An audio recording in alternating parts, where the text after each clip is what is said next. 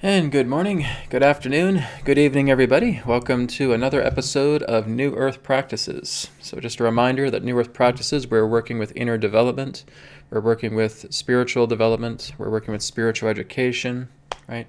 We're not dealing with current events. Okay, that's for tomorrow, and that's for Tuesday. So tomorrow, New Earth TV Live will be happening, 11 a.m. Pacific time. So again, if you do have questions that are outside of spiritual inner development, that's where you can go and post your questions there as well too. Okay. For New Earth Practices here, we're all about working from within, right? That's exactly why this broadcast is here today, as well as all the previous broadcasts of New Earth Practices. All right. So we're going to go ahead and get started. We're just going to get ourselves into the opening practice right now. So what I want you to do right now is just get yourself nice and relaxed. If you're seated in a chair, just keeping your spine nice and straight. We can place our hands upon the center of our chest or on our lap, whichever you prefer. Okay, taking some deep breaths in, deep breaths out. And again, deep breath in, deep breath out. One more time, deep breath in, deep breath out.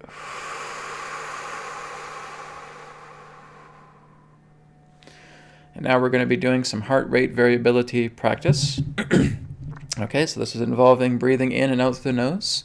Okay, so you're inhaling through the nose, exhaling through the nose, and we'll do 4 seconds in, 6 seconds out. Okay, if you want to do a little bit longer, you can. Just making sure you're adding 2 extra seconds with your exhaling breath. Okay, so inhale, 1, 2, 3, 4. Exhale, 1, 2, 3, 4, 5, 6. Inhale, 1, 2, 3, 4. Exhale, 1, 2, 3, 4, 5, 6. So let's continue that rhythm.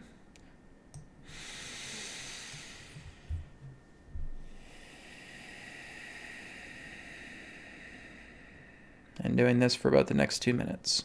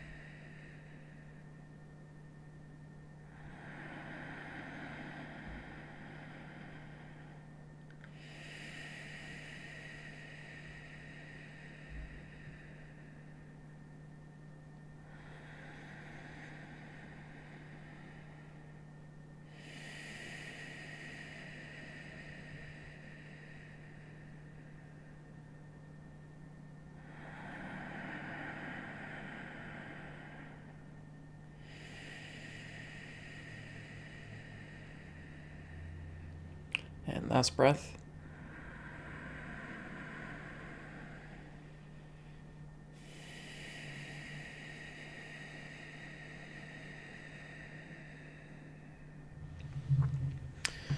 Okay, relaxing yourselves now.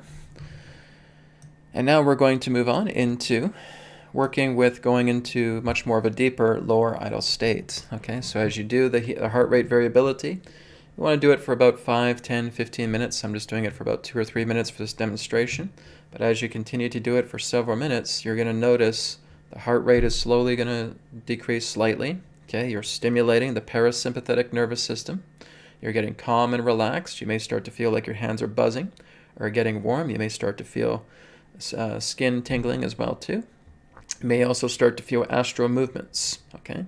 The idea of feeling that you're rotating or orbiting, or again tilting left and right, up and down, or perhaps even the feeling of floating, the feeling of lightness, okay? These are all effects. These are all confirmations that you're moving much more deeper into a low idle or subtle state of being, okay? We're going to take it to the next level now, where we're going to work with that peripheral vision, okay? So we're just taking our index fingers just like this, and we're just moving them to the edge of our peripheral vision.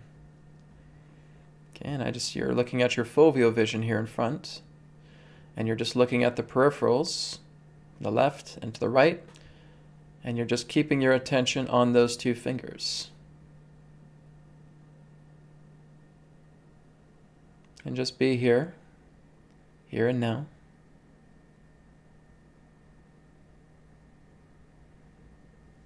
And now just dropping those fingers, and now I just want you to pay attention completely to your peripherals.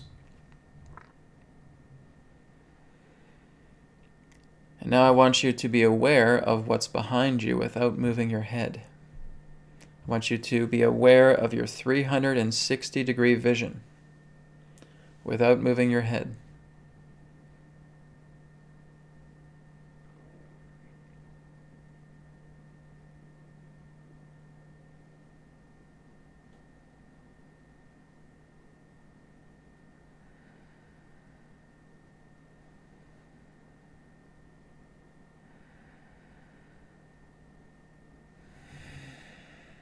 All right, and where are your thoughts when this is taking place? Your thoughts are diminishing. Your thoughts are minimalizing, right? And they may actually go completely and totally silent. That's exactly what we want. We want that minimalization of thoughts. We want that minimalization of the mind clutter. And we're moving from the left brain to the right brain. And now we are still. Now we are silent, and now we're keeping ourselves empty, only to be filled by God. And so this is how you're doing true meditation. If you are doing meditation and you are not going into a low idle state, you're not meditating. If you're in meditation, you're saying, oh, I wonder what I should have for dinner tonight. If I'm going through my laundry list of things that I need to do, that's not meditation. That's you just playing around with the mind. That's mind play. Okay? Just because your eyes are closed and you're in a relaxed state of being, relaxed posture, if we're not going into that relaxed state of being, we're not meditating. Okay? So it's very, very important for you to remember this. We need to go into that subtle state of being. We need to go low idle. And then when we're there, we're silent. The mind is now starting to reduce its thoughts. All those thoughts are starting to fade away. And you're in that stillness. You're keeping your body still. You're in that silence. And you're feeling empty. Right? It's that harmonious emptiness where no thoughts are there. So you're not being filled by thoughts. You're now being filled by God. So, let's make sure that we're keeping that in our practice as you're doing meditation. The subtle state of being, the low idle state, is extremely important. That is mandatory for you to even go into meditation. Okay? Okay, so guys, we're now going to move into the subject of today's discussion, and that is about seeing the signposts and understanding cycles. So I'm going to dive a little bit into this today because I have talked about this through other broadcasts as well too, where I say, guys, you have to get used to seeing the signposts. You have to understand the cycles of things. It's not about you looking into the drama, right? Because that's you being a hamster on a wheel. If you're constantly getting involved with the drama of life, then what you're doing is you're just continuously working with Maya. You're working with Maya, representing that you're constantly giving your power to things that come and go, right? Whereas when you look at the cycles, when you look at the deep core of why everything is being attracted into your life and why things are being attracted collectively, you're actually much more at peace with it. You understand that these are all just things that need to take place, that humankind needs to go through all of these situations to evolve themselves. And we're seeing the coming and going, the beginning, the middle, and the end of these cycles to where new cycles themselves begin. So what is an example that I can use? Well, we can look at the COVID-19 agenda. Right? We can look at that, and as soon as we hear that name, maybe there's some shivers going down our spine. Maybe there's some anger coming up. Maybe there's some fear happening here. That's you responding to the ego response of it. You see, the ego wants stories. The ego wants to be able to hear a story, and it wants to hear about conflict. It wants to look at the ups and downs of life. It wants to have the duality within a story. And so whenever you're really getting hooked on a story, you're feeding the ego. And I mean that with everything. If you're watching a movie and you're getting hooked on the story, you're feeding the ego. If you're looking at an event and you're reacting to it and you're getting hooked into that story, you're feeding the ego. This is what happens when we look at things in front of the scenes. This is like looking at a sphere, right? A selenite sphere here. And all I'm doing is I'm looking at the surface of it. I'm looking at the surface of the sphere. Oh, look at that. There's a stain there. Oh, look at that. There's a piece of gunk there. Oh, this part here looks pretty faded. And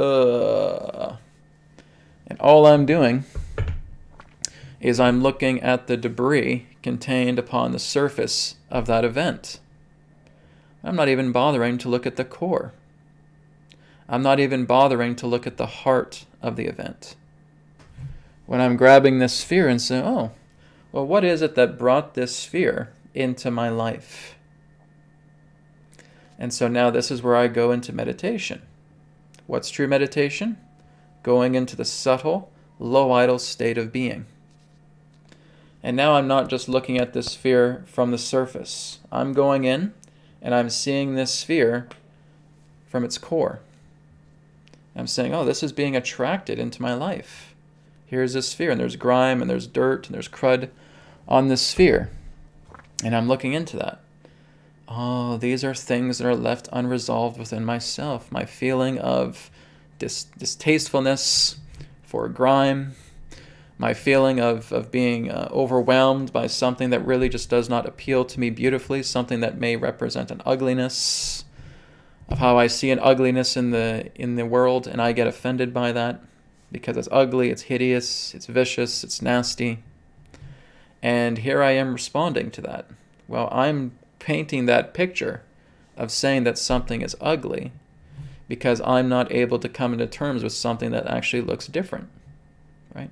If I'm looking at the ground and the soil, if I'm going to think that that's dirty and nasty and awful, well, I have to remember that the soil is responsible for cultivating these beautiful plants. These beautiful trees, this cultivation here. So what I'm doing is I'm looking inside that sphere of attraction, and saying, what has brought that sphere of attraction into me? Well, it may have to do with my traumas, my abandonment, my rejection, my abuse, my addictions. I'm looking into that. It has to do with my emotional states, my fears, my anger, my sadness, how I label everything, my pet peeves, my turn-offs. Because these are all attractions. These are all magnetics. And it does not matter about what is happening collectively. No one gives its impression unlike the way that you do. You give it a unique impression. You give it a unique identity. Everybody has their own unique identity pertaining to what they feel an event represents. Because about how you feel about it from inside.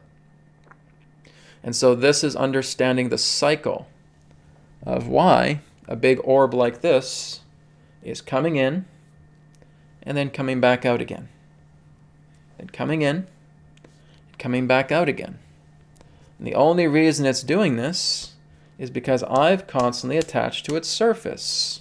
I'm only looking at this nasty, dirty crud of a ball, and it orbits. And then it comes back around again.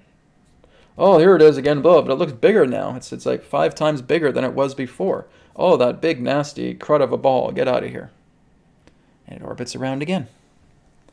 And it comes back now about 12 times bigger. Oh my God, this thing is huge. What's going on here? Oh, right, I'm breaking down. I'm losing myself. I'm losing my mind here. Not doing anything to change it. It orbits back around again. 20 times its original size. I'm pulling my hair out of my head and I'm going crazy. And I just want to throw myself out a window. I'm going stir crazy.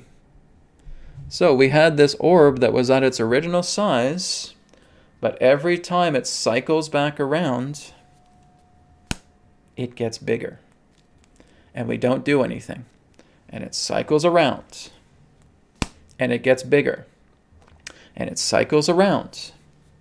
And it gets bigger.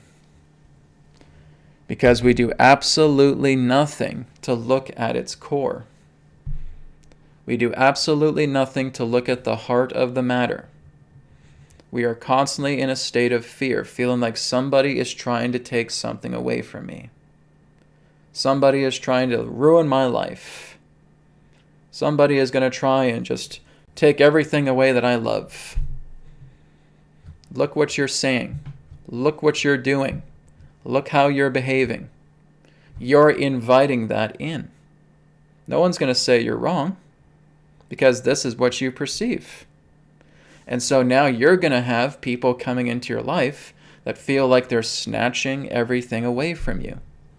You're going to create the perspective that the government's going to come into your house and just take everything away from you and give you a poke.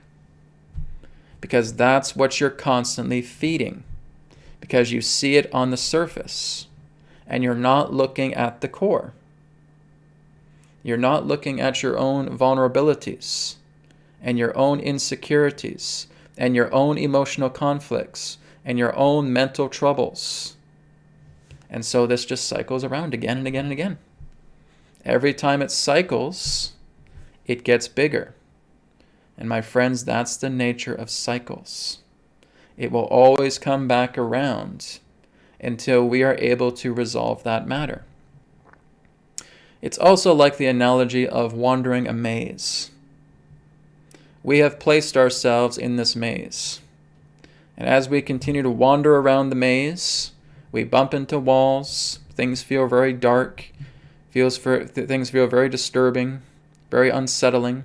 We bump into people we don't want to see, and we react. And then we react again, then we react again.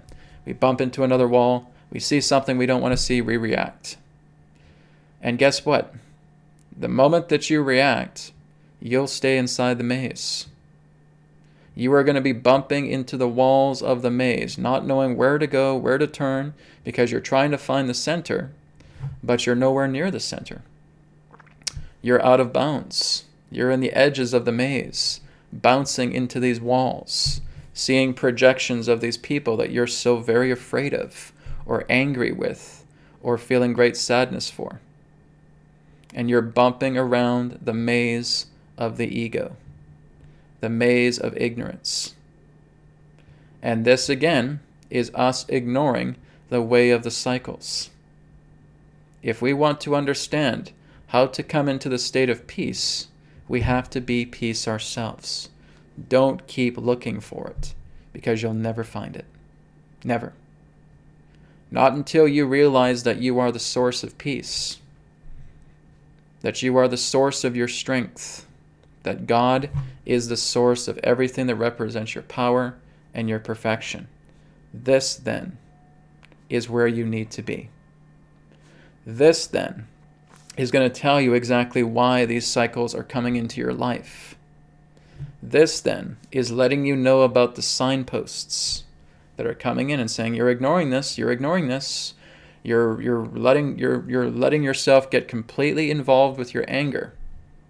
You're letting yourself get completely involved with your fear. Resolve it, resolve it. You get these signs and synchronicities coming into your life telling you, you have to take control of this. You have to work with this. You have to go inside. Well, but this is happening, and my kids are going through this, my family's going through that, and the world's going through this. When do I have the time to go and do this? So all you're doing is creating excuses. And you're creating more excuses to bump into walls and putting yourself through hell. Because you're feeding it. You're feeding the ego. The ego wants you involved with tragedy. It wants you involved with conflict. It wants you involved with duality. And we feed that ignorance. And that's that ball coming back around, getting bigger and bigger and bigger every single time until you break down. Until you just mentally lose it.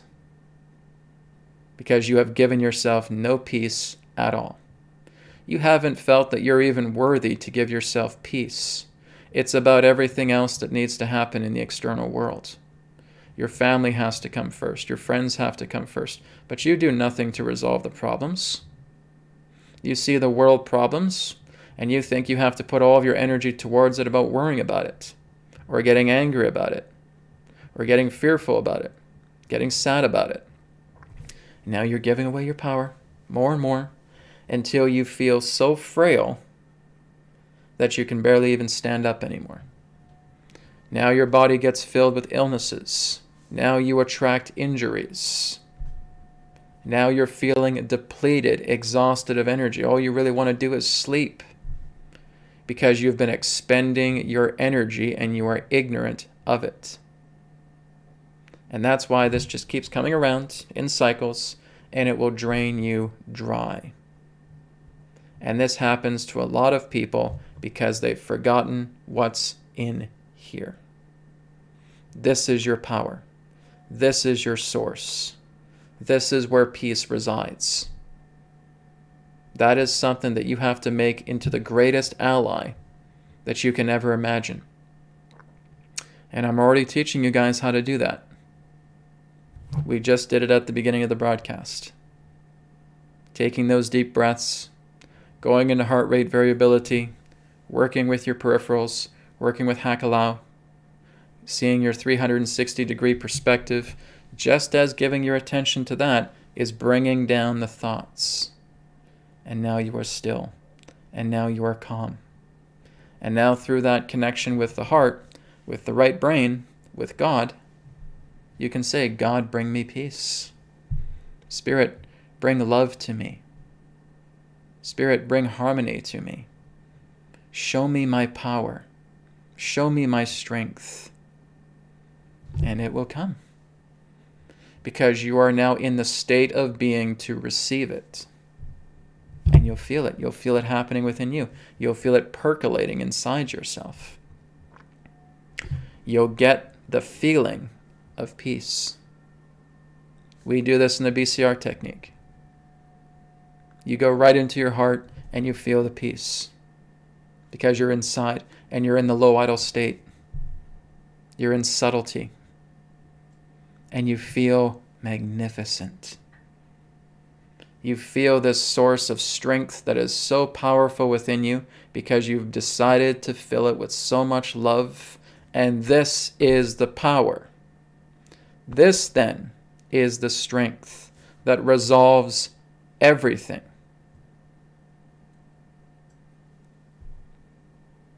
And I mean everything. If I was to underline that 100 times, it's exactly what I'd do. This is the power to resolve everything. Not out here.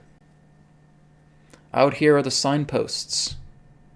Out here are the cycles. That rotating ball that comes back every orbit is the understanding of your cycles.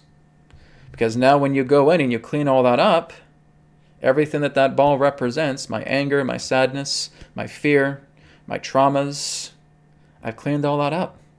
Because I've made what's in here more stronger. I've been able to elevate myself above the clouds that are contained in the valley, and now here I am sitting at the summit. Did I get rid of my problems? No. I just rose above them all. because that's all I can do. In this vast universe, nothing is ever deleted. Nothing is ever scrubbed out of existence. But your perceptions of it give it that impression. And so when you go into here and you start working with your heart, you start elevating yourself. You now go above those storm clouds that are in the valley, and you sit right at the top of the summit. And you're here. And you're at peace. And I'm with God now. I'm at peace. I'm in harmony. Spirit is with me. And my heart just keeps getting brighter and brighter and brighter because I'm looking at who I truly am. I'm looking at the great depth of my being. I am no longer a slave to Maya. Do you guys know what Maya is? Some people say, oh, Brad, it's an illusion. It's partially correct. No. Maya represents the realm of impermanence. It is the cloak that consciousness appears as through the nature of material things, objects, in that way. It's that which comes and goes. They can never be permanent. They can never be everlasting. It's like these bubbles you see behind me that are rising up. Is any of them stationary? No. They're rising from the surface and they're moving their way back up. They're rising from the depths, I should say, and moving themselves up to the surface. Okay? That's the nature of impermanence. It's something that comes and goes. Well, what happens when we attach to this little bubble right about here? There it is, moving up. Oh, it vanished. Huh. I dedicated 3 seconds of my life to that bubble, thought it was so beautiful, and then it vanished. And now I'm depressed. I just want to cross my arms here and feel so upset. I invested 3 seconds of my life into that bubble, and then it vanished. Ah. Well, that's the disappointment you get when you invest into Maya. That's the disappointment you get when you invest yourself into an object. When you invest yourself into an image. When you invest yourself into a person, because one day they're going to croak and drop dead. One day you're going to croak and drop dead. But you're not gone. You're infinite. You're eternal. You're forever, because you are spirit. And that's the thing that you can truly invest in. You can invest in your permanence. It's exactly as Jesus said, store up treasure in heaven. Where your heart is, that is where your kingdom resides also. That's the key, guys. And so we keep getting all wound up about these agendas, about what's happening in the world. And we don't follow our impulse. We go to where we are guided. We are enacting ourselves through this state, but we fight ourselves because we constantly get compromised, wandering that maze, bumping into walls, seeing these projections, and freaking out. And now continuing to go to the sides of that maze and never being able to come out until we go in here. We go into the heart. We feel that peace. We feel the source of our strength. And those of you who have done BCR technique know exactly what I'm talking about, because you've done it and you've felt it. You know what I mean. Now we're in here. We're filling ourselves up with love, with happiness, with joy, with contentment, with compassion, with peace, with God. What happens now? Here we are on that maze. We start to levitate. We start to get higher and higher and higher and higher. Now we can look down at that maze.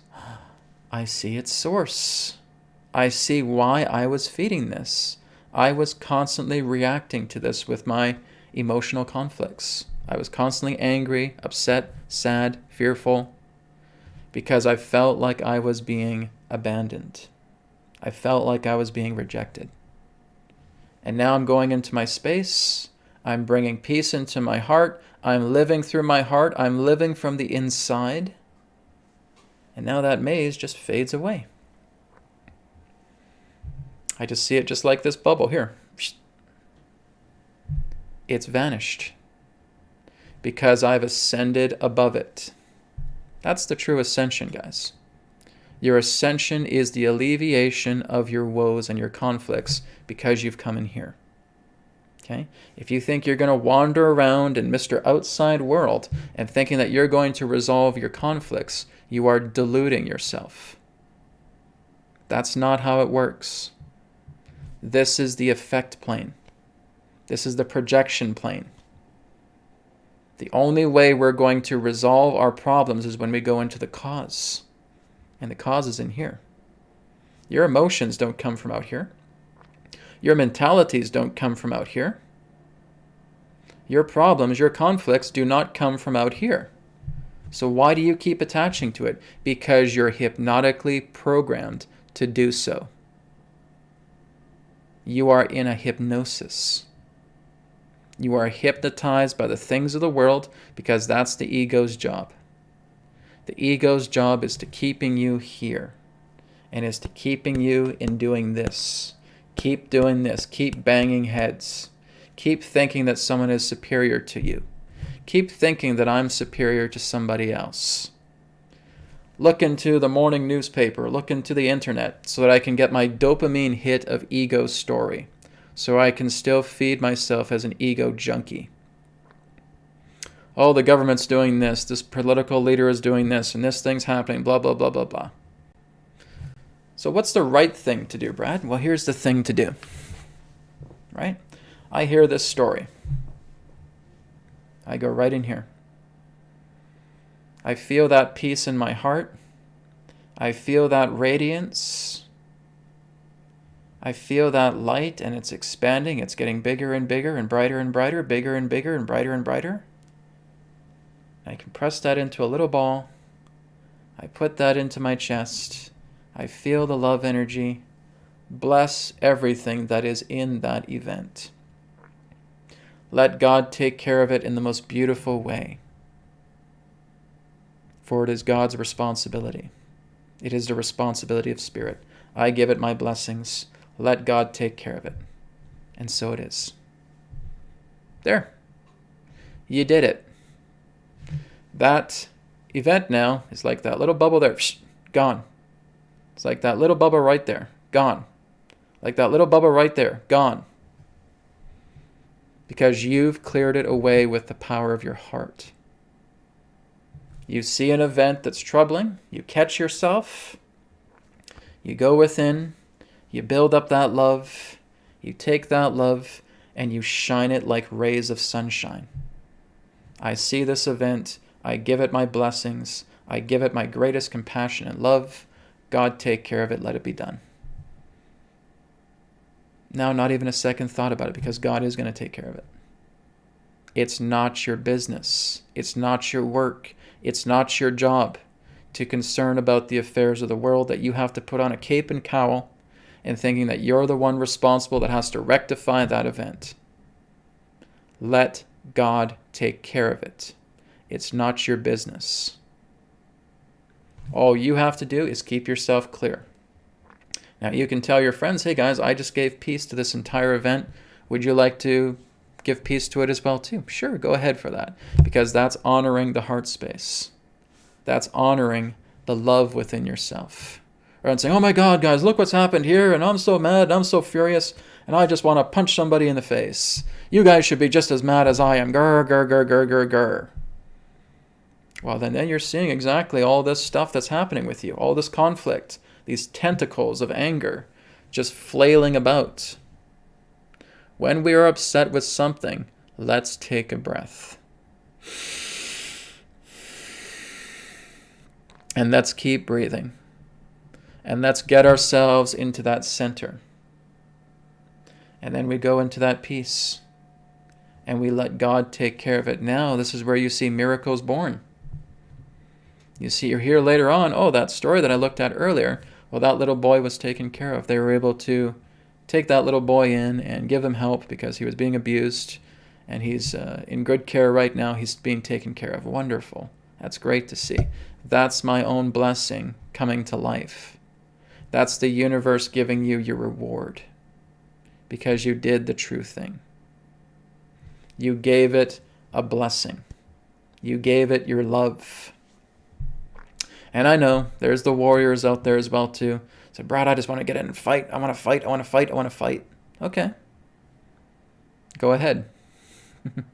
What are you going to fight? Because as soon as you try to slay something, something else will come in that's even worse. And you slay that thing.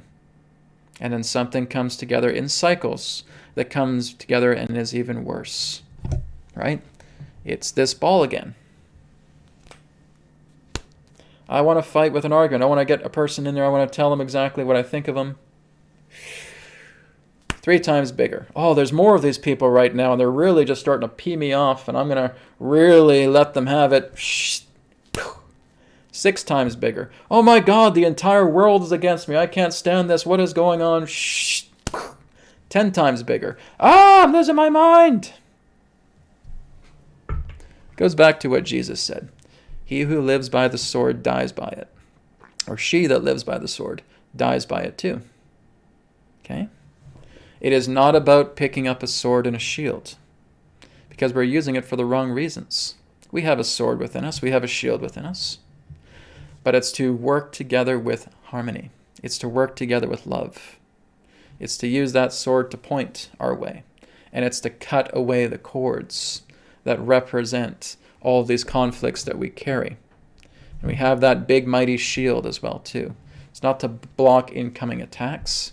It's to show that this is indeed our heart. Our heart is as impenetrable as this mighty shield, meaning we can bear everything and still not be injured, because this is our source.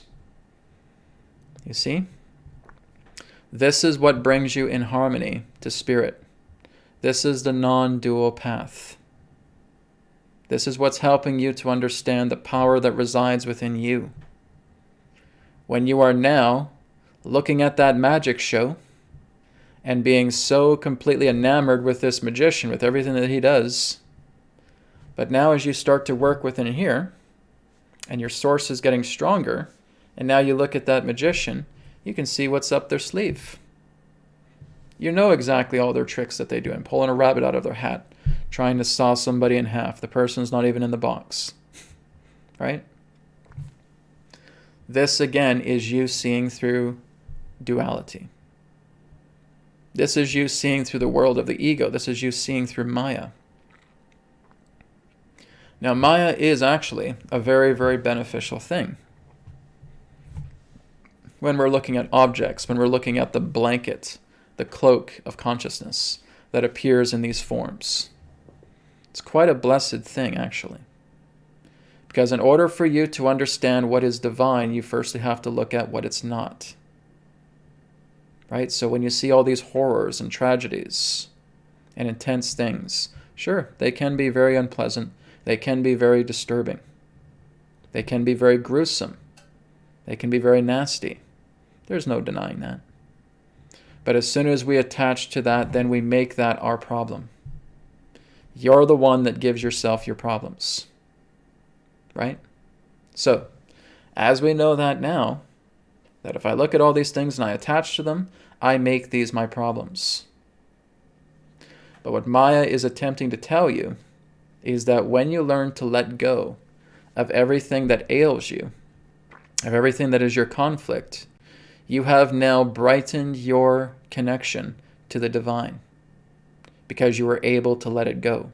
It's like a person who you think is just so stubborn and so grumpy for so very long, but one day he comes along and he does something very, very nice for a young child, right?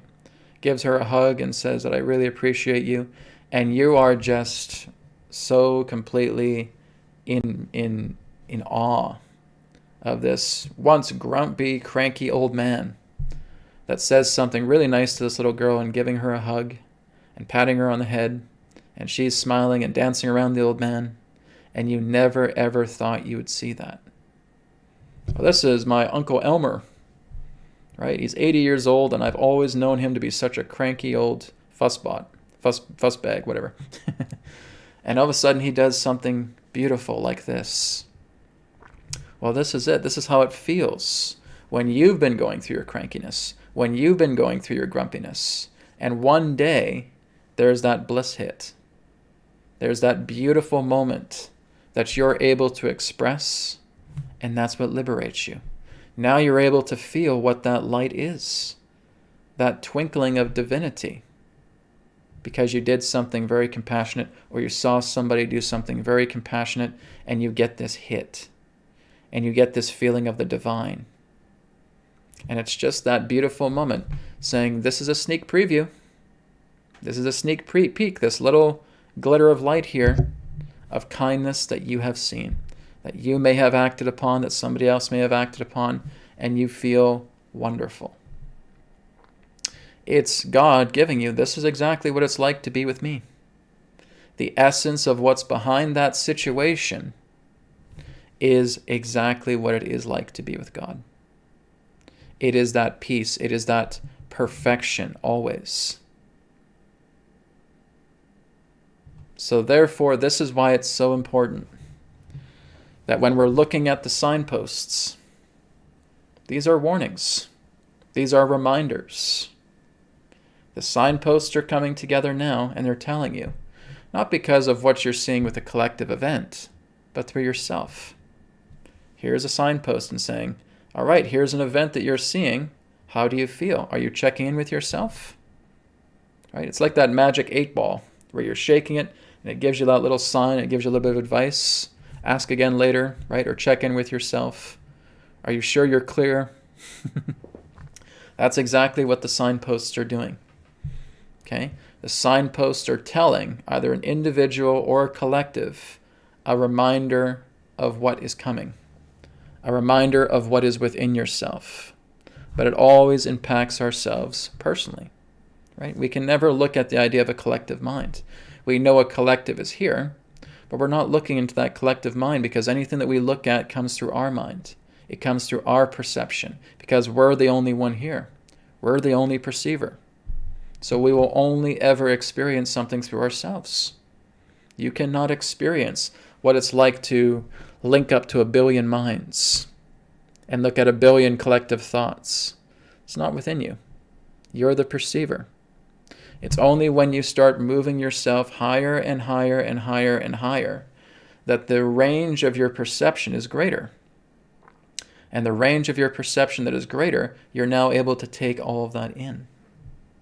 Because of your discipline, because of your peace, because of you going to center, because of your strength. You're widening the scope pertaining to the nature of your perception. And that perception can be as big as God. And now you can see everything and feel everything. But it's you.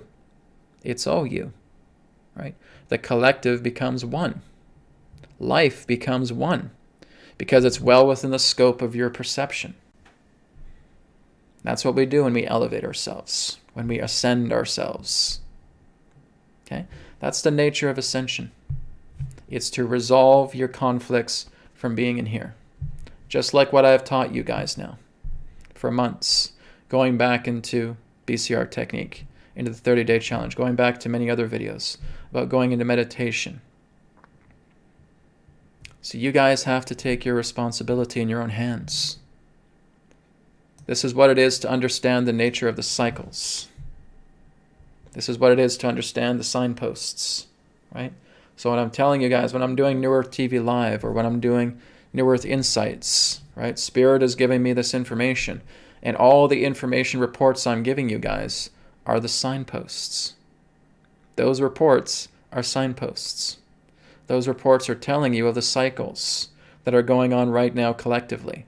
But how it personally impacts you is something that you will only ever experience. You will only ever know how this impacts you, how this affects you, because you're the only one here. You're the only perceiver of this. So let's keep that in mind. Right? This is what I wanted to discuss with everybody today, because people hear me saying, "Oh, this is about the nature of the signpost. You guys have to understand the nature of cycles." Well, what does Brad mean? What is Brad talking about? Is Brad talking about astrology? Well, astrology helps, yes. Vedic astrology is what I've studied a little bit as well too. And it's true. You can certainly look at the nature of cycles that are coming through when we study the planets. Okay? But even so, that's still an impermanent thing.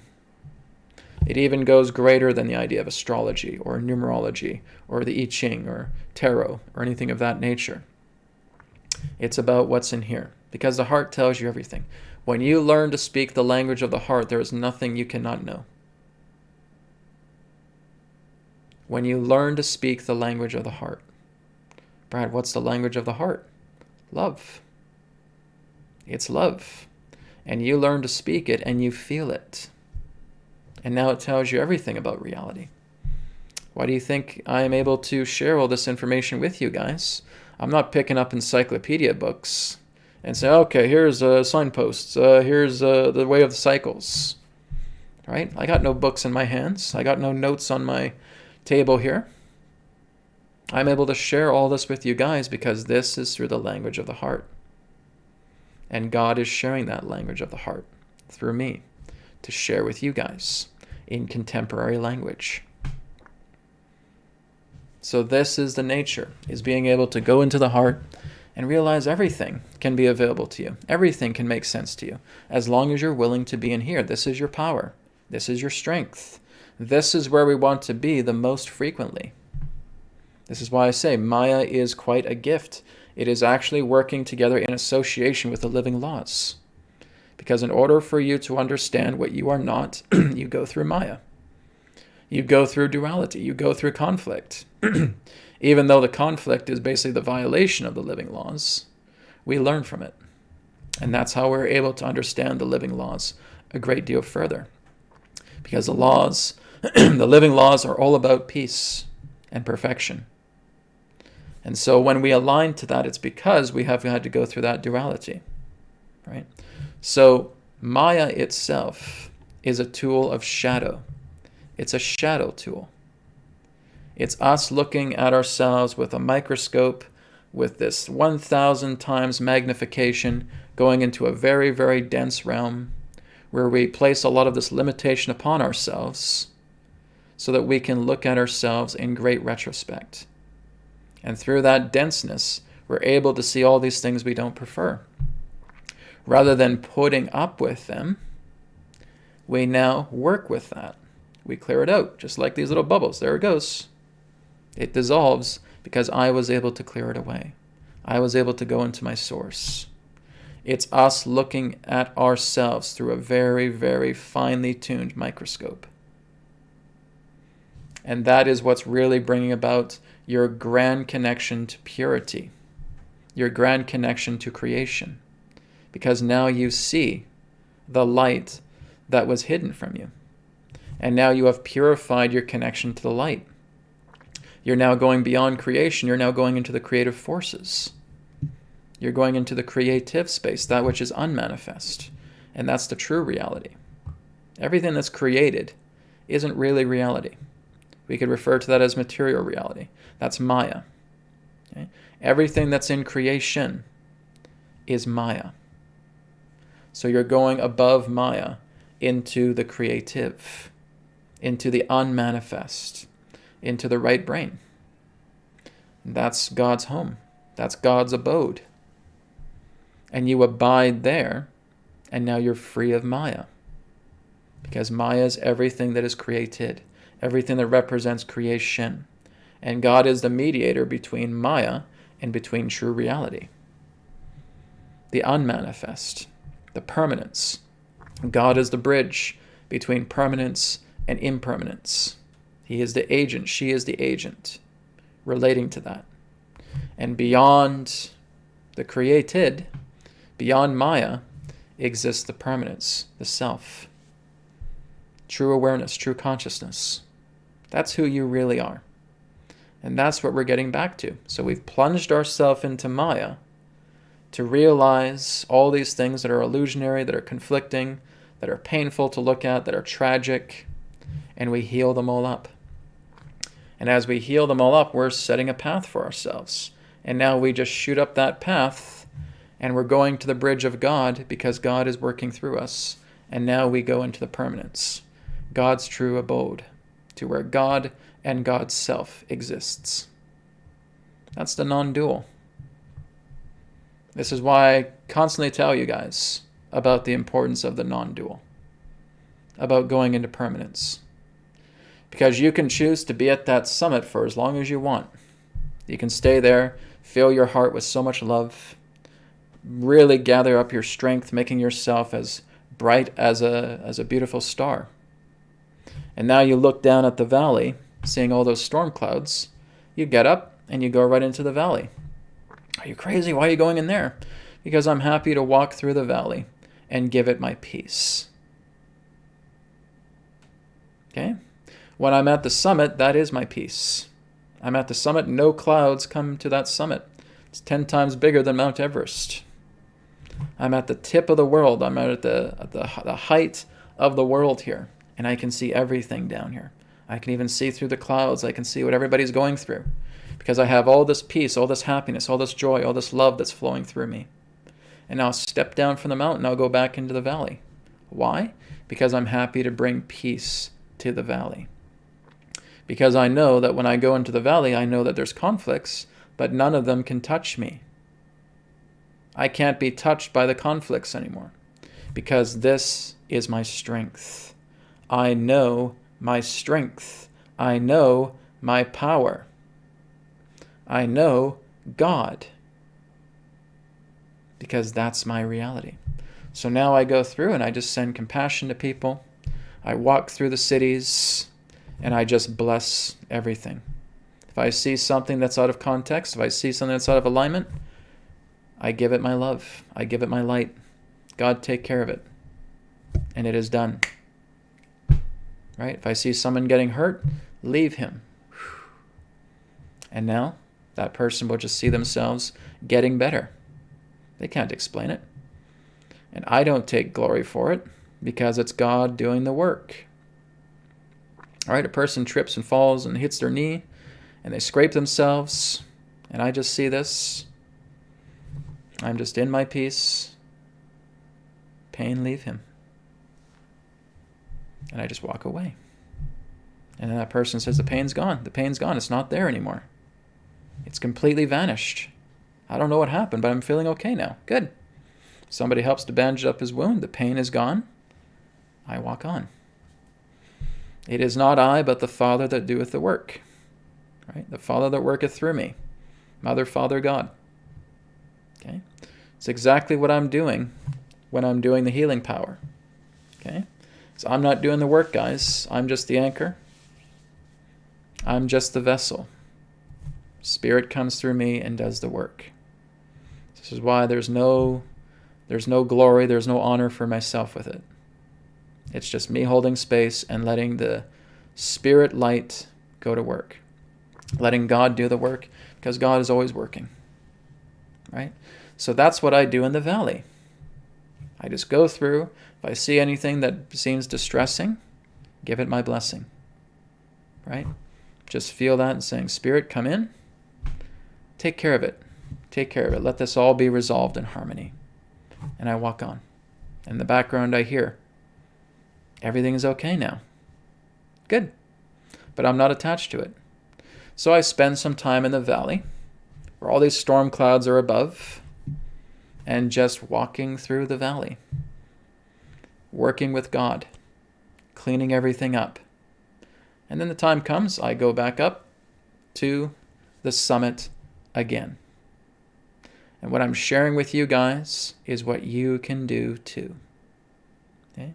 There is nothing special about me. There is nothing special about what I do. And people say, well, Brad, come on, you're doing all these things. Right? There really is no miracle. It's really just harmony. It's harmony being reestablished in accordance with the living laws. That's all we're doing. When you live like that so often, you don't see miracles, because what we term as miracles is just happening all the time. Because that person is in that heart space. They feel it. And they live it. You guys can do that too. It was even Jesus himself that said, all these things that I do, you can do and greater if you would but believe. Okay? And all I did was take his advice. Right? And all of you can do it too. So this is not something about some special person, or only a few people on this planet can do this. Only a few people are with God, and that's all. That's it. And the rest of us are screwed. No. That's not the case. Okay? I've met other people who can do similar things, right? Who can just basically have so much love flowing through them that they're working with a person who has an injury. Within moments, that injury is healed up because that person's love is so incredibly strong, and they know how to tap into it. And they know how to set themselves aside and let God come in and do the work. Now that person who had a really bad knee can now walk without any pain, without any discomfort whatsoever. Because that person is so full of love, they know how to step aside, and they let God in, and they let that work commence. Because they know the cycles. They know the core. They've been working upon themselves. They understand the signposts. They understand the cycles. And they know God, because now they know themselves. All right? Thank you, everybody, for again being here today for this discourse, this nice little chat I'm having with you guys today. I'm enjoying it. So we're going to go ahead now and move into any questions. If you guys do have any questions in regards to what's being shared or anything else relating to the inner journey, you can feel free to share. And thank you guys for your contributions. I appreciate that. David of Shield says, there are many evil agendas in this fear-based reality. It's a challenge to stay centered, no? If we are not used to staying centered, absolutely. So you're right about that, David. If we don't know how to stay centered, then yeah, it's going to be a challenge. It's kind of like a person who doesn't know how to swim, right? Someone says, well, go jump in the water and go for a swim. Well, I don't know how to swim. I never have been taught how to swim. So what do? Maybe we go to a shallow area where we can start practicing on our own. Or maybe we have a teacher that comes in and helps us, right? Perhaps that teacher is of spirit. Perhaps that teacher is another person. But nonetheless, we go into the water and we train ourselves. And we develop, okay, here's what it's like to float in the water. Here's what it's like to do the backstroke. Here's what it's like to do the crawl. Here's what it's like to do the butterfly. Okay? Here's what it is to just do some snorkeling. And now that person knows. Because they're not familiar with being centered. They're not familiar with learning how to swim. So you develop it. You build it. You work with it. You make it natural to you. So a person who feels that they can't stay centered because they really don't allow themselves to stay centered. They react because they're not giving any of their own efforts to going within. Centering is the last thing on their mind. This thing's happening with COVID. Grr. They have been completely hypnotized to react, to feed that outside world with their own troubled emotions and their own troubled mentalities and their traumas that have been brewing for a very, very long time throughout their life. No one's taught them how to center. No one's taught them what they're able to do when they notice that those situations arrive. But this is why I've created something like the BCR technique. This is why I've created something like the cord removal healing. This is why I'm teaching you guys proper meditation. So you guys have a teacher. You have a teacher on a video screen here who's helping you with that. And that when you're getting convoluted about something, when you're getting conflicted about something, you catch it. Right? You take out that catcher's mitt and you catch it. I got it. And I was able to do that because I'm getting used to being in my center. Just like I'm getting used to swimming in a swimming pool. Just like I'm getting used to learn how to paint. Right? I got my palette here, I got my canvas here, I got my brushes here, and I'm learning. You see? David, that's the idea.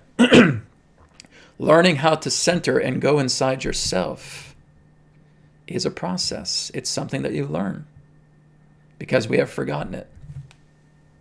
So as we learn it, we now know how to do it.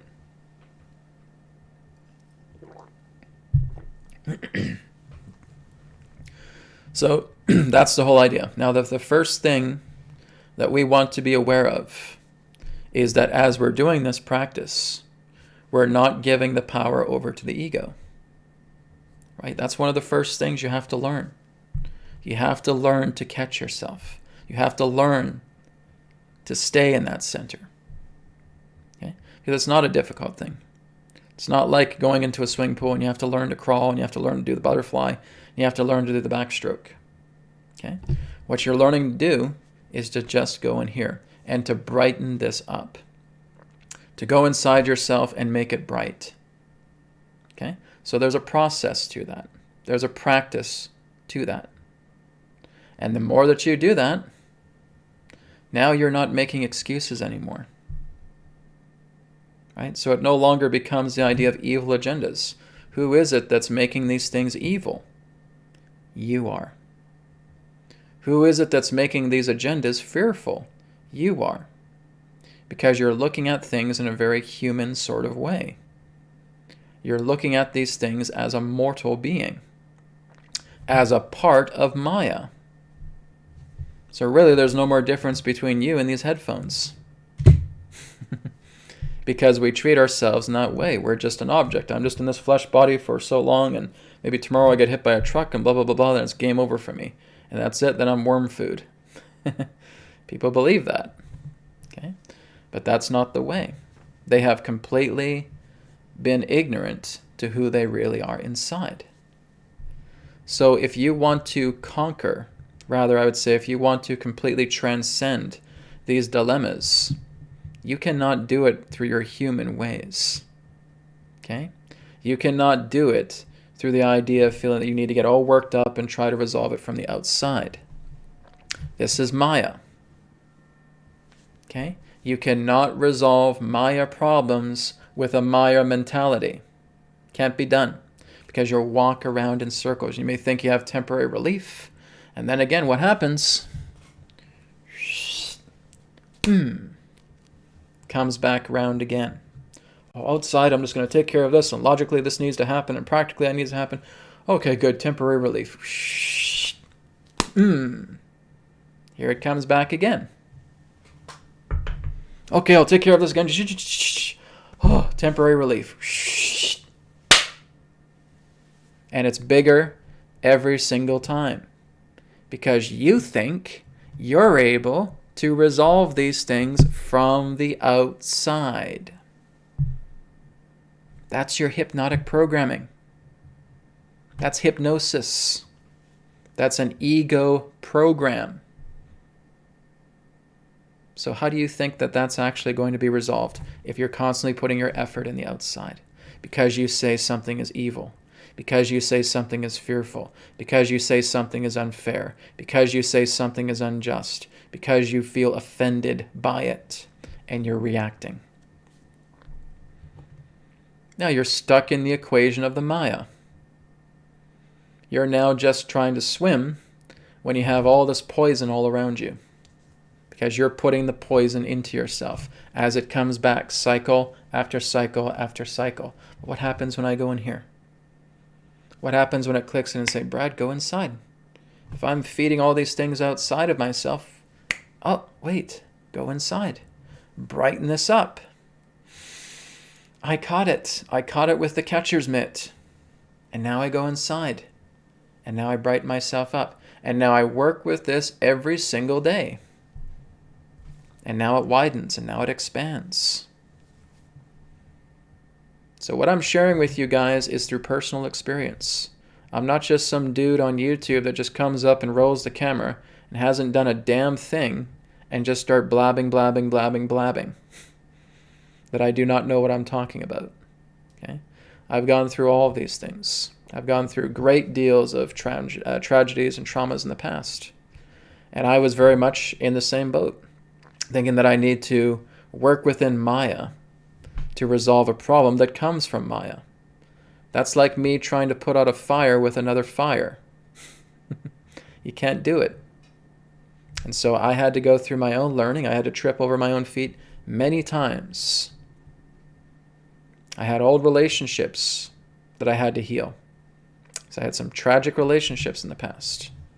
I had to go through a lot of sacrifices, right? That really just impacted my world so tremendously. And I had to resolve it all.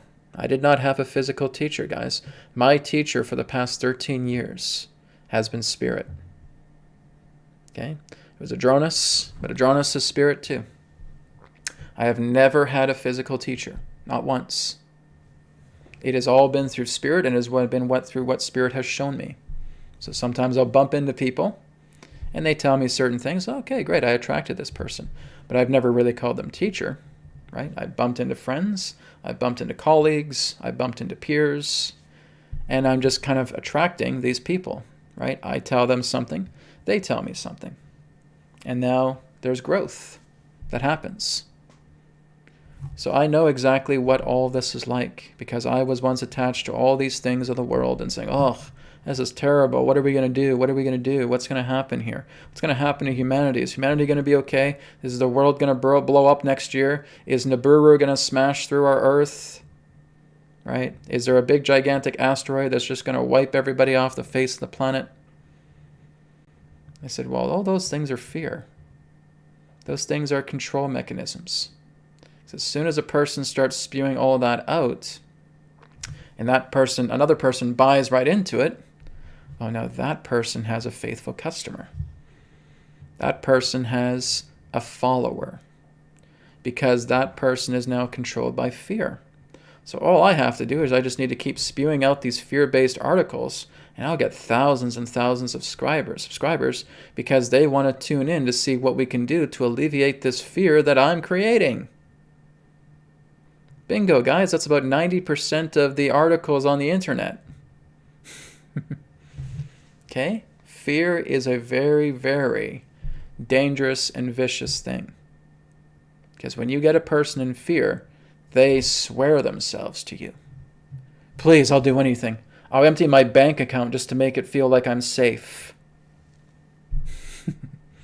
Great. I got a source of income now, so I'll keep feeding people this fear porn. And I'll get thousands of subscribers, and I'll sell all these useless products that I don't even use.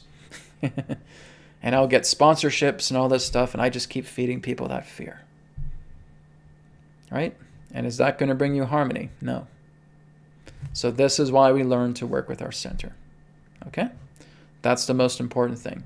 Rather than looking at labeling things as evil and as fearful, you're only labeling that because you're not seeing yourself from in here.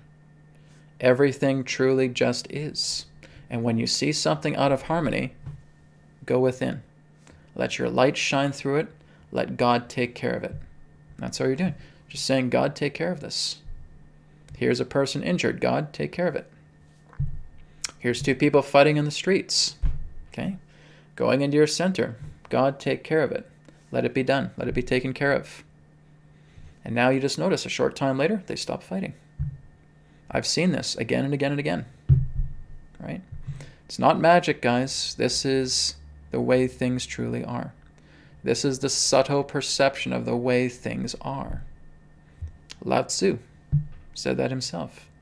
You're just looking at the subtle perception of the way things are when things return back into harmony, because it is all governed by the living laws. Okay? Thank you, David, again for your question. And Q Healer, thank you for your donation as well. Appreciate it. Okay. So I'm just scrolling down the list here, guys. Just give me a moment. Okay, here's one from Michael Robertson. Michael says, is there a good method to block black magic attacks? Okay. Well, how does black magic thrive? Black magic thrives when you are conflicted, right? So when you have conflicts within yourself, this is where you feel you're susceptible to black magic. I've had psychic attacks on me, so I know what that's like. And I noticed that the only reason these psychic attacks work is because I'm vulnerable about something. I'm vulnerable about relationship, I'm vulnerable about sex, I'm vulnerable about food, I'm vulnerable about money, right? Those are my vulnerabilities. So what do? I make peace with all those things. All those vulnerabilities are cleared up. Because when you are now completely clear of those vulnerabilities, it does not matter if a person is hexing you from here to Milwaukee. Okay, I apologize for those of you who are in Milwaukee. From here to the moon. Okay, and nothing is done. Because there's no anchor, there's no hook. Okay, black magic only works with vulnerability. That again is Maya attaching to Maya. So the Maya within you, when it's vulnerable, can get a hook, right? And that's where psychic attacks, that's where black magic can come in. Because a person is vulnerable. They are fragmented. They feel fractured by their own thoughts and their own emotions. And so as long as they're attached to that, then again, that's where they feel the effects of that. Okay? But when you clear all that up, because you say, oh, I just feel like I get exhausted a lot. I feel like maybe somebody's putting a hex on me because I'm getting exhausted a lot. Okay, so now I just start working within myself and I feel myself refreshed. And I make that light bigger and bigger and brighter until I'm encapsulated entirely as a light being. And I feel that energy expanding more and more, and I touch the entire cosmos. And I just say, Spirit, bring pure vitality through me.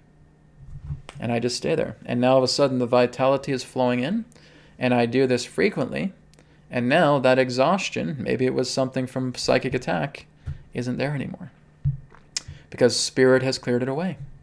I've gone in and I've cleared away those vulnerabilities. So that's what you do. BCR technique teaches you this.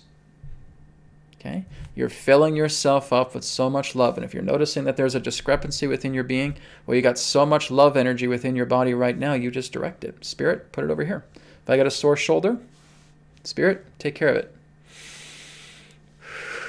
And within moments, I feel it melting away because the love energy in myself is so prominent. It's so strong. It's so powerful.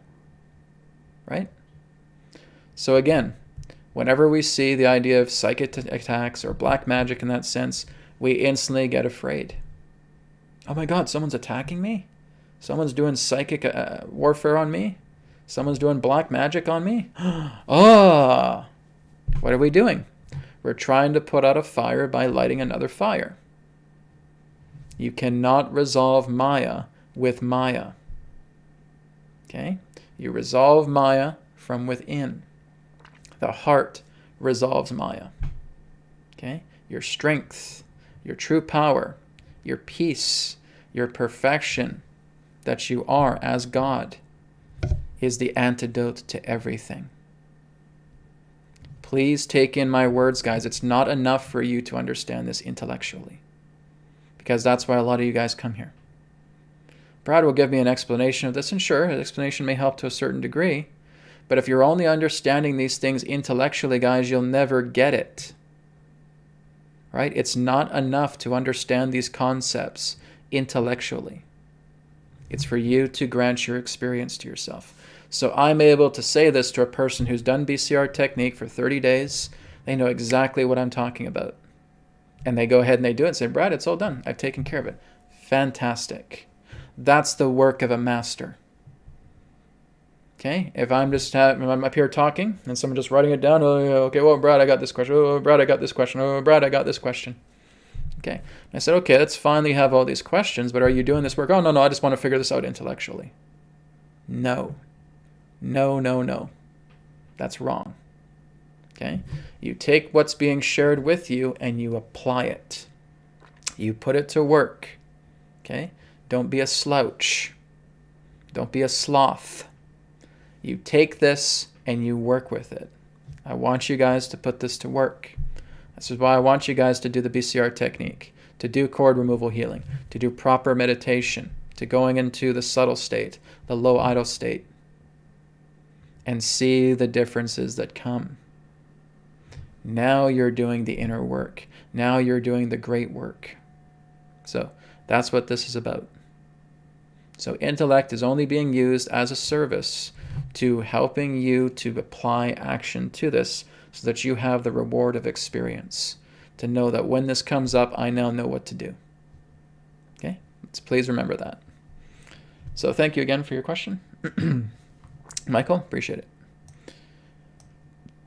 Here's from Octavio, a question here.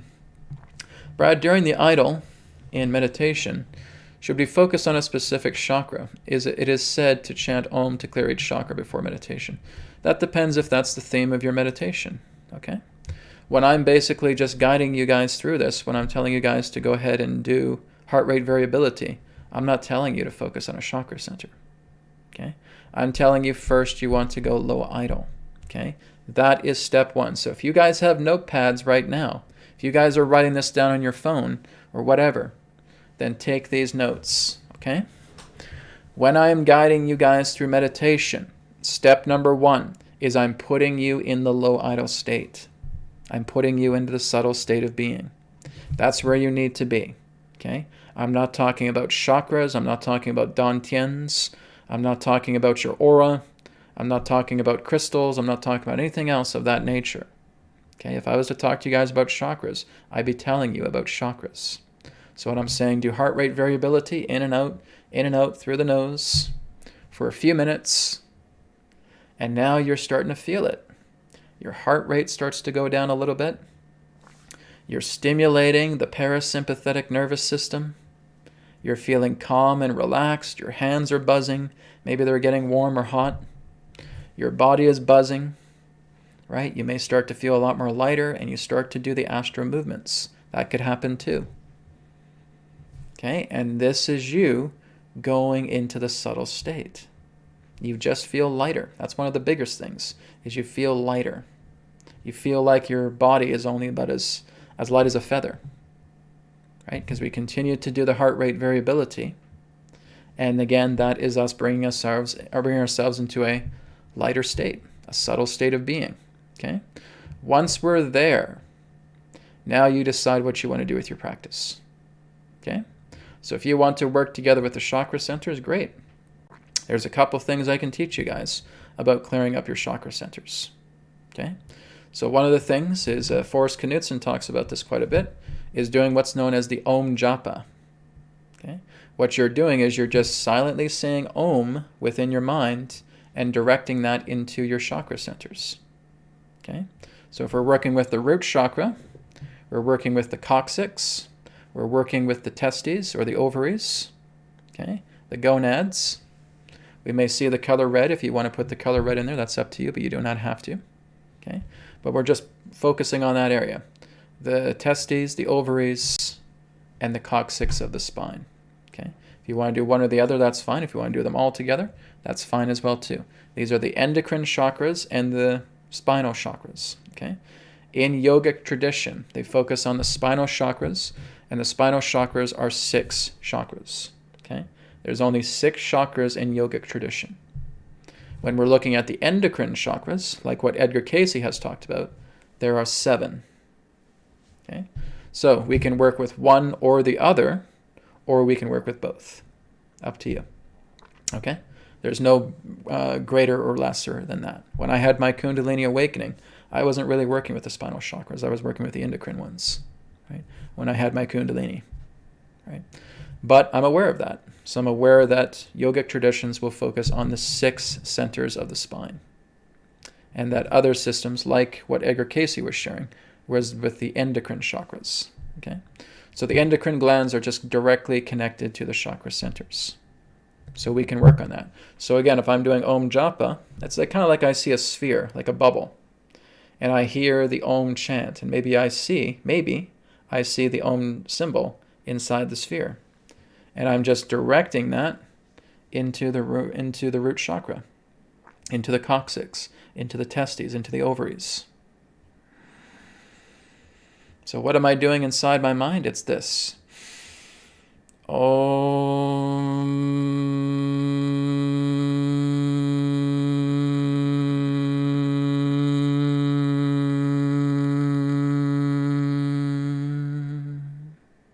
Okay? That's what I'm doing mentally. And it's in a sphere. And it's just starting from the top down, going right into the root chakra. Okay? So again, because it's in my mind, I'm looking at it from the top down, these little bubbles going down. That's one way that you can do this, okay? Om Japa into the chakra centers will work, okay? Forrest Knudsen teaches that very well. He's a wonderful guy. I love the guy. He's great, okay? Second thing we can do is what I've taught before, the silent circle. Draw a circle. Hold your hand right in the center of the circle and just be silent.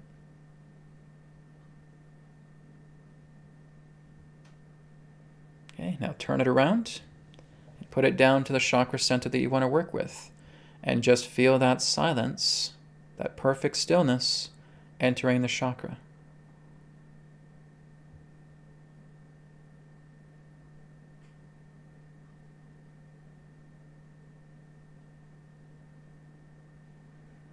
Okay? Have you guys been watching my face when I do that? That's when you know a chakra is clear. Okay, it's your smile. Some of us may actually feel some inner transformation taking place as well too. But I said the smile is really the thing. That's the practicality.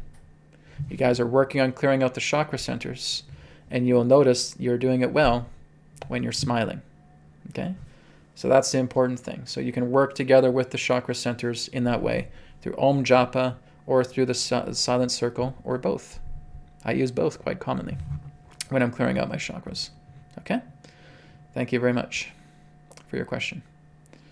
JC asks, what is the role of curiosity in humanity? Why do off-worlders enjoy watching our curiosity? Who is it that says that off-worlders are enjoying watching our curiosity? Did you get that message? Right? So your question is a little generic here, JC. Okay.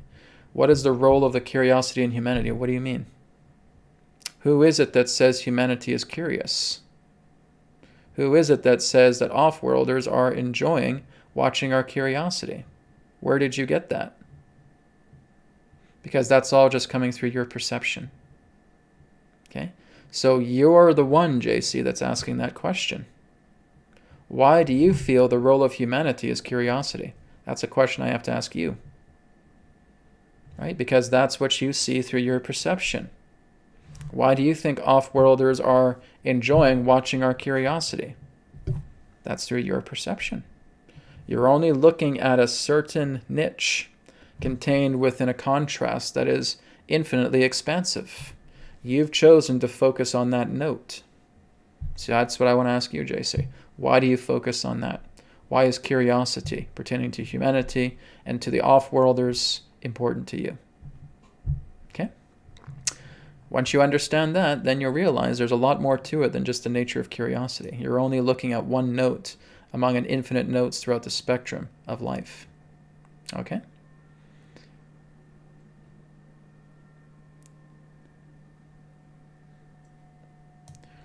Okay, so we'll probably take about one or two more questions, everybody, then we're going to wrap up. Vera says, is this biblical prophecy happening now or in the future? When have you guys ever experienced the future? What are you experiencing right now? Do you see signs of these things right now happening? The answer is yes. Well, then you already know that a lot of these prophecies are being fulfilled because you're seeing them now. Do not concern about the future. You'll never experience it. So right now, as you look around your reality and you see all the signposts and the cycles coming to you, can you reference these things that are happening in accordance to something that's familiar pertaining to the prophecies shared in the Bible? And if the answer is yes, then you've found the answer to your question. Right? It's about seeing what's here and what's now. That's the power that you truly have. Look in the now. Okay?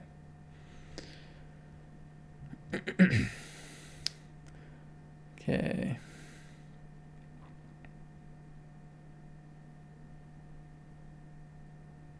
So we're going to take one more question, everybody, then I think we're going to wrap up. Okay, here's a final question here from Neil. Neil says, if I've dreamed that I'm levitating, can it mean that I can do this as a multidimensional being? Neil, absolutely. Absolutely you can. Okay? But it takes work. Okay? And it's very challenging at the adult phase of our life to grasp these things. This is why a lot of people who can do it have been practicing since childhood, because we have much more of that innocent mind. It's not to say we can't do it as an adult, but we have to look at a couple of factors here. If we're looking at the factor of thinking that I can levitate, right, because I can levitate in dreams, yeah, same thing. I've levitated, I've flown in dreams. I've flown across skies, I've flown in outer space, I've gone through planets and all that stuff. That's great, that's wonderful. Could I do that in this reality? I certainly could. But that would require me dedicating a lot of time and discipline into knowing that my body itself becomes translucent, that I do not require the nature of oxygen, that I can actually just fly out of the atmosphere and I can fly through planets and I can just fly into outer space. I can do that with the physical body, yes. But I have to work together with adapting the physical body and its atomic structure and how it is oriented for me to actually do that. And that would take a lot of work. That would take a lot of mental prowess. Okay? So yes, it certainly can be done. The key is to see yourself in perfection with everything that you do. Guys, I have personally demonstrated, even through live television, now we're not live, national television, about how I got locked in a freezer truck for 35 minutes and sustained my body temperature using something as simple as the Tumo technique. Okay? I've demonstrated that. It's the same thing as if a person wants to walk through fire. The whole idea of why we get burned by fire is because it is of a completely different frequency. Our frequency, just being in this normal state, will cause our hand to get burned by the fire, spreading the atomic damage based upon that because we are vibrationally out of sync with the fire. So when you study the fire, when you study its heat, when you look at it, and you feel yourself as fire as well too, that you are in perfect harmony with the vibratory signature of what that fire represents, you can pass your hand right through a candle and it will not burn you. Okay? It's exactly what people do when they walk on coals. They are completely in the harmony of the vibration that represents the heat in those coals. And so they are being that frequency in harmony. Now they can walk around the coals, right, walk right upon it, and not have their feet burned at all. Same thing with the nature of levitation. Okay? When I'm working together with the nature of levitation, I'm able to control my own magnetic field. I'm able to depolarize myself and levitate. And now I'm able to repolarize myself and now come back into normal consciousness. And now just walk on the ground. So what I have done is through the disciplining of a thought, to working together with my entire magnetic field to depolarize it. Just like the ancient Egyptians were able to depolarize the stones so that they could levitate the stones and put it into its proper place when building the Great Pyramid of Giza. It's all done through the power of sound. Okay? Through this, it's done through sound, yes, and it's also done through thought. So if I have the thought that I have disciplined to therefore depolarize my object body and causing it to levitate, I can do that because I've spent so much time working with that thought. Have I physically done that? No, because I don't feel it's necessary. But this is something that you can do. It's all just thoughts, everybody, right? We may chant mantras, we may do sound in that way as well too, and that'll work to a certain degree. But it's really just the power of thought. You're making that thought as strong as a burst of light, right? And you're just anchoring in that thought and you're applying it to the atomic structure of your body. And now your vibratory signature is depolarized. And now you're able to control your elevation or descent based upon your intention of thought. Okay, it's all just a thought, everybody. There's nothing really special about it. It's like when I was in the freezer truck and there was like -10, -11 degrees Celsius, freezing temperatures, while I was in a tank top and shorts. Okay? I didn't feel the cold. I just felt heat all around me because I was completely in harmony with the nature of my body heat. Right? And I saw my body heat as flames all around me. And I was not touched by the cold at all. It's the same thing. Like I go out to the parks when we had colder temperatures here just a few days ago, like -8, -9 degrees Celsius. And I just started taking off my coat and just keeping myself bare here. I had people kind of like giving me strange looks. What is he doing? Why is he walking around without his winter coat on? And it's snowing and it's really, really cold. And I was not bothered by it at all. Why? Because I said the cold and I are one. I am in perfection with the cold. And I was not penetrated by the cold whatsoever. I didn't have to do a Tumo technique. This was all just thought mechanics. Okay? That's all that is. Levitation is a thought mechanic. Stepping through fire is a thought mechanic. Being able to walk through walls is a thought mechanic. Okay? Being able to leave your body is a thought mechanic. These are all just mechanisms of thoughts that have been thoroughly disciplined so that they are completely natural to you. All right? So look into that. But like I said, I haven't really bothered to look into these extraordinary things other than working with the cold, because that's where I was getting a demonstration to perform. And I was working with the Tumo technique, and I just took it a step further. Is just being able to be naturally in harmony with the cold without doing any form of breathing technique whatsoever. Okay? So this is just all within the mind, guys. You just learn to discipline a thought. You make that thought powerful. You make it natural with yourself, and you apply it, and you turn it on and off like a light switch. Simple. Very, very simple. You're just going into the harmony of being in perfection with everything that you're working with. You're in perfection with the cold. You're in perfection with the heat. You're in perfection with being able to depolarize your body and levitate. It's all just thought. Okay? Thank you, everybody. Thank you for joining me today for New Earth Practices. Again, I will be on tomorrow at 11 a.m. Pacific time for New Earth TV Live, where we'll be doing some distance healing through the healing power and Q&A as well, too. So I'll see you all again tomorrow at 11 a.m. Pacific. Have a great rest of the day and be well. Thank you very much.